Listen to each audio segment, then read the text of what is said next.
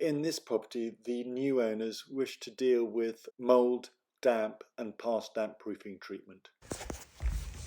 Oh no, yeah, so that's damp proofers. Evidence of damp. Yeah. And then outside.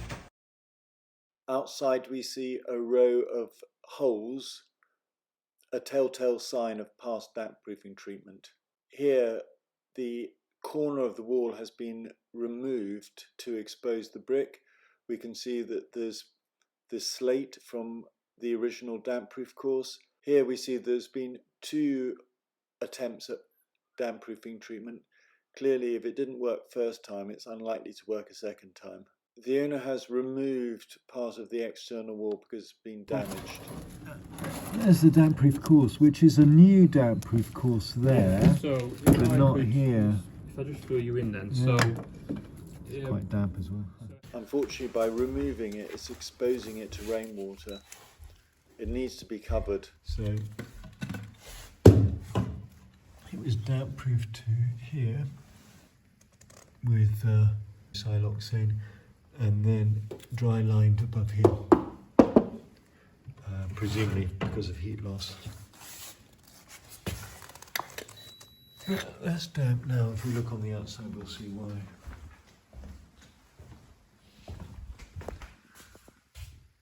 A lot of mould here. Where you've got mould, you haven't got rising damp. If you look here, that's caused by excess vapour.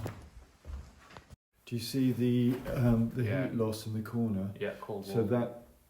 that's right. That's because that's the outside. Yeah, yeah. And where the orange is where the front door is, Mm-hmm. and you get a particular heat loss in the corner because you got extra surface area on the outside, so it's acting as a thermal fin, drawing the heat out. Because it's it's useful to see where the air brick is. So you're getting extra heat loss at the base of the wall because of the air brick there. Yeah. And likewise, let's have a look at this one. And likewise there. I'll go and have a look at the outside and see how it lines up as well. Yeah. Actually, the interesting thing is sometimes seeing the heat loss on the outside. So if you look here, you're in the chimney breast. You're getting a lot of heat loss there relative to the wall.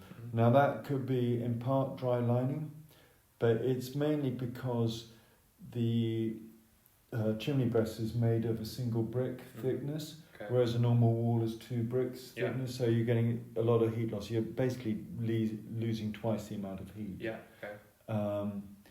And so you got a zone of heat loss there.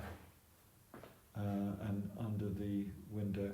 I mean, partially that will be because the plaster's removed. Yeah, okay. So your lights on, Sorry, thank you. Shall I have a look in? So there are other areas around the property with dampness and mould in the kitchen, the conservatory to the rear, and around the first floor, particularly at the top of the corner in the first floor where there's a very slight stain. Because it's on the surface, but if it's happening within the void above, as in this case the loft, then it could cause a stain.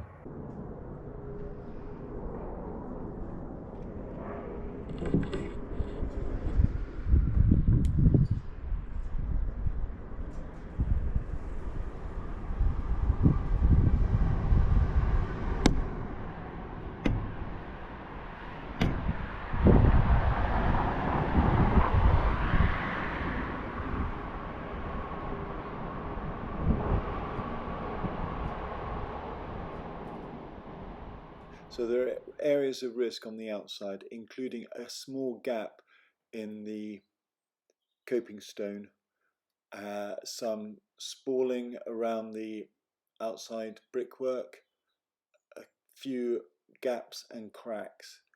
All of these would ideally be filled. In the loft we see a large RSJ, that's a roll steel joist supporting where the chimney breast would have been. this can cause what's called interstitial condensation, where the condensation is forming within the loft void.